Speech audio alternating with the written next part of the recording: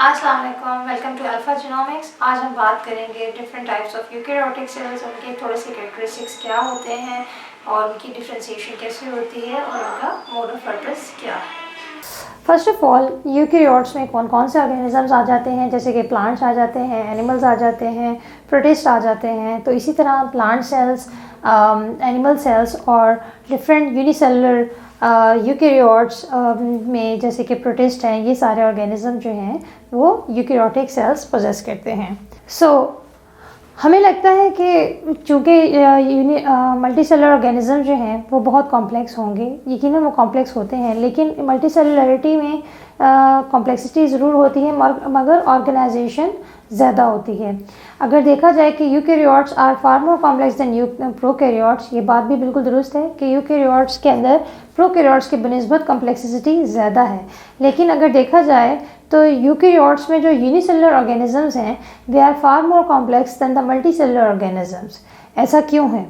जैसे कि अगर हम एग्जांपल लें यूनिसेलुलर प्रोटिस्ट की, जैसे मैं एग्जांपल देती हूँ वर्टिसेला की, तो इस तरह के ऑर्गेनिज्म में क्या होता है कि ये होते तो यूकैरियोट्स हैं, यानी कि इनके अंदर मेम्ब्रेन बाउंड ऑर्गेनेल्स होते हैं, प्रॉपर न्यूक्लियस होता है, लेकिन इनके सारे फंक्शंस एक ही सेल के यूनिट के अंदर हो रहे होते हैं। जबकि इसके बरक्स अगर हम मल्टीसेलुलर ऑर्गेनिज्म और यूकैरियोट्स की बात करें तो उसमें हर सेल का हर डिफरेंट फंक्शन परफॉर्म करना होता है। उसमें ऐसा नहीं होता कि एक सेल जो है वो मल्टीपल फंक्शंस परफॉर्म कर सके। हर फंक्शन के लिए, हर किस्म के लिए, हर टास्क के लिए हर सेल की ऑर्गेनाइजेशन और उसका सेटअप मौजूद होता है, जिससे उसके लिए काम आसान हो जाता है। लेकिन अगर यूनिसेलुलर ऑर्गेनिज्म में बात की जाए तो उसके अंदर वो सेल बेसिकली एक ही होता है यूनिसेलुलर, और अगर उसने लाइट सेंसिटिविटी की तरफ जाना है या न्यूट्रिशन का काम है, एक्सक्रीशन का काम है, एनर्जी प्रोडक्शन का काम है, वो सारे काम सिर्फ और सिर्फ एक ही सेल के अंदर हो रहे होंगे। जबकि मल्टीसेलुलर ऑर्गेनिज्म में क्या होगा कि एक्सक्रीशन के लिए अलग सिस्टम होगा, एक्सक्रीटरी सेल्स होंगे, रेस्पिरेशन के लिए अलग सिस्टम होगा, रेस्पिरेटरी सेल्स होंगे, मूवमेंट के अलग सिस्टम्स होगा, जैसे स्केलेटल मसल्स होंगे, मस्कुलर सेल्स होंगे। उसके लिए उसका एक फंक्शन डिफाइन है। तो जितने भी जो मल्टीसेलुलर ऑर्गेनिजम्स होते हैं उसकी डिफरेंट एक्टिविटीज़ किसके थ्रू होती हैं? To the presence of specialised cells. वो तमाम सेल्स जो स्पेशलाइज सेल्स जो हैं हमारा मल्टीसेलुलर ऑर्गेनिज्म में बनते हैं, वो किस प्रोसेस के थ्रू बनते हैं? किस सेल ने कौन सा टास्क परफॉर्म करना है या किस सेल का कौन सा फंक्शन है, ये हमें कैसे पता चलता है? ये ऐसे पता चलता है कि जो ये स्पेशलाइज सेल्स जो हैं they appear to form by the process of differentiation. Specialise cells हमेशा जो है डिफ्रेंशिएशन ऑफ सेल से बनते हैं। अब डिफ्रेंशिएशन ऑफ सेल कैसे होती है? डिफ्रेंशिएशन ऑफ सेल ऐसे होती है कि जब एक fertilise egg, after fertilisation of egg और sperm, it becomes zygote and then fertilised egg and that becomes zygote, जो कि 2n बन जाता है। उसके बाद सेल जो है वो सेलुलर डिफ्रेंशिएशन में चला जाता है। सेलुलर डिफ्रेंशिएशन के बहुत सारी टाइप्स होती हैं, दैट इज़ अराउंड 250 टाइप्स। इसमें बहुत सारे किस्म के सेल्स जो हैं वो बनते हैं। लेकिन अगर सेल की डिफ्रेंशिएशन हो जाए, जिसकी मैं कुछ एग्जांपल्स दूंगी, लेकिन इसकी एग्जांपल्स तो बेतहाशा हैं, लेकिन इसमें मैं आपको कुछ मुख्तसर सी एग्जांपल्स दूंगी। जैसे कि सेल की डिफ्रेंशिएशन हो जाए तो वो डाइजेस्टिव ग्लैंड्स के सेल बन सकते हैं, स्केलेटल मसल सेल्स के बन सकते हैं, नर्वस टिश्यूज़ के बन सकते हैं, पार्ट्स ऑफ बोन्स बन सकते हैं, या और भी बहुत सारी एग्जांपल्स हैं। जैसे कि रेड ब्लड सेल्स बन सकते हैं, वुमेन के लिए स्केलेटल मसल्स हो गए, जैसे आपके कार्डिक सेल्स होते हैं, जैसे आपके ग्लैंडुलर सेल्स होते हैं। तो there are like different categories of the cells जो डिफ्रेंशिएशन के बाद जो है सेल्स बन जाते हैं, और उनको हम कहते हैं स्पेशलाइज्ड सेल्स। और ये स्पेशलाइज्ड सेल्स फिर अपना स्पेशलाइज्ड टास्क परफॉर्म करते हैं। सेल डिफ्रेंशिएशन में अगर हम देखें तो हर सेल जो है उसकी एक डिस्टिंक्टिव अपीयरेंस होती है। डिस्टिंक्टिव कहते हैं मुनफरिद, यानी कि उसकी एक डिफरेंट जो है अपीयरेंस होती है। हर सेल एक शक्ल का हमें नज़र नहीं आता। जैसे कुछ स्केलेटल मसल्स होते हैं वो फाइब्रस शिकल्स कहते हैं, फिलामेंट्स की शक्ल में होते हैं। अब जैसे रेड ब्लड सेल्स होते हैं, they are spherical disc shape in structure, right? तो इसलिए उनकी शेप्स भी डिफरेंट होती हैं। और दूसरी अहम बात यह है कि हर सेल की प्रॉपर्टीज़ भी डिफरेंट होती हैं, उनके अंदर की कॉन्स्टिट्यूएंट्स भी डिफरेंट होते हैं, इसलिए क्योंकि वो स्पेशलाइज सेल्स होते हैं और उन्होंने कोई एक स्पेशलाइज टास्क परफॉर्म करना होता है। जैसे रेड ब्लड सेल्स का काम ऑक्सीजन की ट्रांसपोर्ट करना है, लेकिन उसका काम सेल बॉडी की कोऑर्डिनेशन और मूवमेंट का नहीं है। जैसे कि मैं अभी एग्जांपल दे रही थी स्केलेटल मसल सेल्स की, तो स्केलेटल मसल सेल्स जो होते हैं वो बिल्कुल एक प्रिसाइज फिलामेंट्स की फॉर्म में अरेंज हुए हुए होते हैं, और इसके अंदर स्पेशलाइज काइंड ऑफ प्रोटीन्स होती हैं जिनको हम कहते हैं कॉन्ट्रैक्टाइल प्रोटीन्स। अब इन प्रोटीन्स का क्या फंक्शन है? बेसिकली कॉन्ट्रैक्टाइल प्रोटीन्स जो है क्योंकि स्केलेटल मसल सेल्स के अंदर होती हैं और ये हमारी बॉडी में मूवमेंट के लिए ज़रूरी होती हैं, इसलिए कॉन्ट्रैक्टाइल प्रोटीन सिर्फ और सिर्फ जो है वो स्केलेटल मसल सेल्स में होंगी, वो ग्लैंडुलर सेल्स में नहीं होंगी, क्योंकि उनका काम सिक्रीशन का होगा, इनका काम मूवमेंट का है। इसी तरह अगर हम कार्टिलेज सेल्स देखें तो कार्टिलेज सेल्स का जो मैट्रिक्स होता है that is made up of polysaccharides and a protein called a collagen. तो क्योंकि ये सारा इसका मैट्रिक्स इसलिए प्रोटीन और कोलेजन और पॉलीसेकेराइड्स का बना हुआ होता है क्योंकि कार्टिलेज को सपोर्ट चाहिए होती है एक्सटर्नल, और उसने बॉडी को स्केलेटल मसल्स को भी सपोर्ट प्रोवाइड करनी होती है, इसलिए इसके कॉन्स्टिट्यूएंट्स डिफरेंट हैं in comparison to the other sales.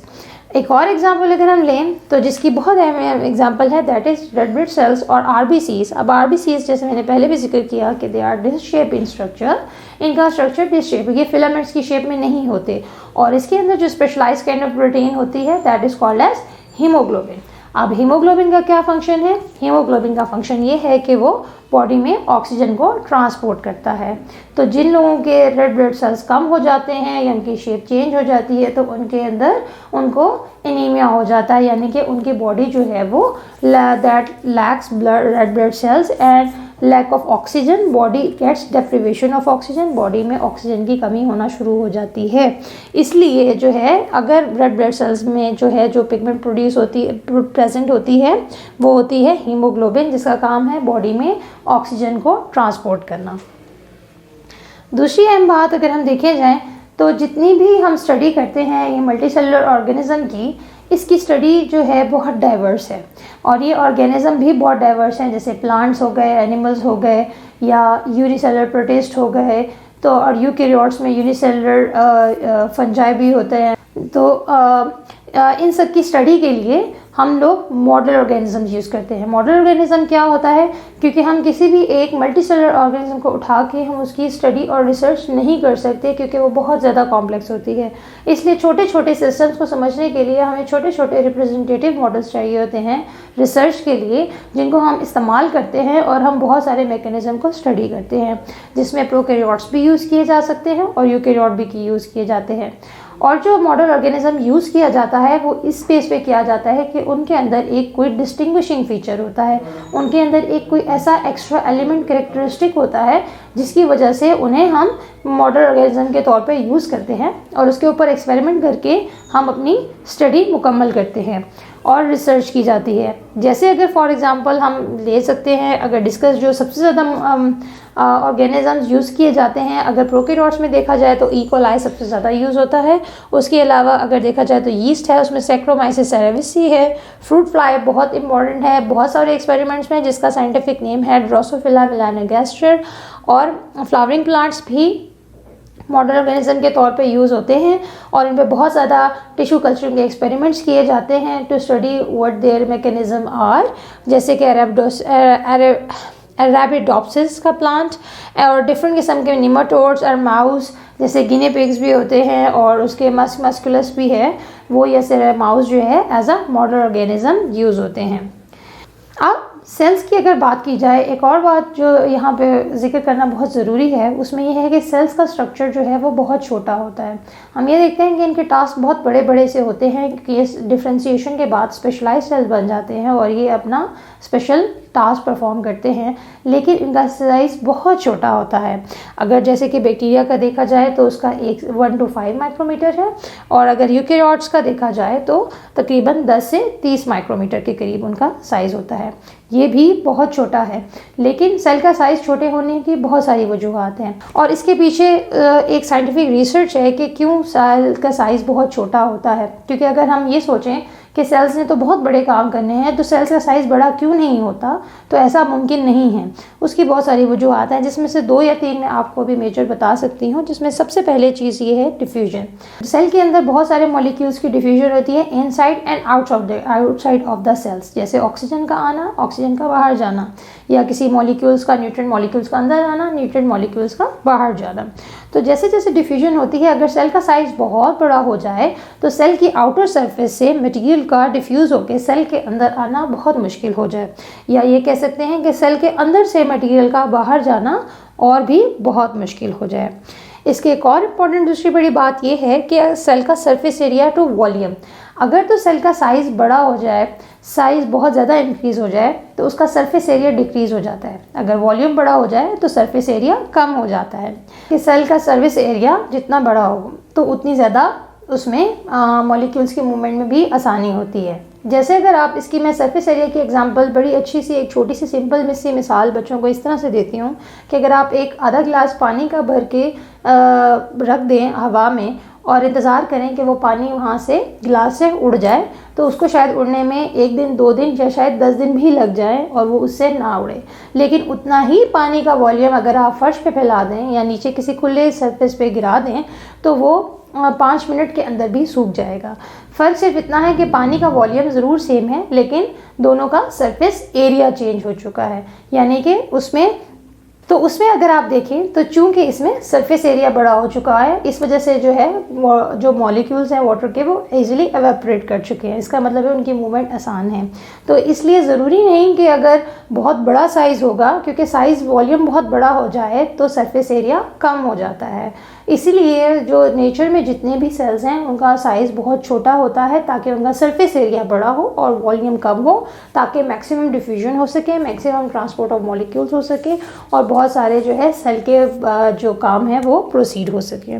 तीसरी जो इनकी बहुत बड़ी अच्छी एग्जांपल है कि why cells are so small is that के सेल के अंदर जो है लिमिटेड नंबर ऑफ डीएनए की कॉपीज़ प्रोड्यूस होती हैं। दूसरा ये कि सेल, और तीसरी बात ये कि सेल के साइटोप्लाज्म का साइज़ बहुत बड़ा नहीं होता। अगर सेल के साइटोप्लाज्म का साइज़ बहुत बड़ा हो जाए तो डीएनए जब रेप्लिकेट करता है और ट्रांसक्राइब होता है, रेप्लिकेशन होती है डीएनए से डीएनए का बनना और ट्रांसक्रिप्शन होती है डीएनए से मैसेंजर आरएनए का बनना। तो जब डीएनए से मैसेंजर आरएनए बनता है और वो साइटोप्लाज्म के अंदर आता है और मैसेज लेकर आता है, तो उस प्रोसेस के दौरान जो है अगर सेल का साइज़ बहुत बड़ा होगा, डेफिनेटली साइटोप्लाज्म भी बड़ा होगा और न्यूक्लियस भी बड़ा होगा।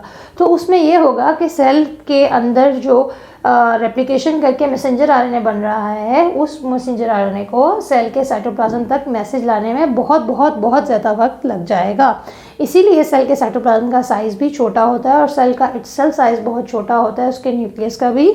और इसीलिए जो है अदरवाइज़ एक मैसेज जो डीएनए मैसेंजर आरएनए को दे रहा है, उस मैसेज को डिलीवर होने में और ट्रांसपोर्ट होने में बहुत ज़्यादा वक्त लग जाता है। इसी वजह से सेल का साइज़ जो है वो यूजुअली छोटा होता है।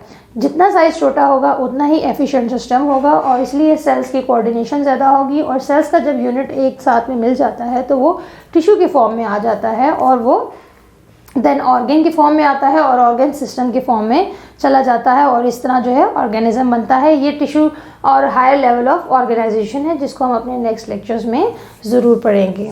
So if you do like our lectures, please subscribe our channel and click the icon button for the notifications. Thank you so much for watching.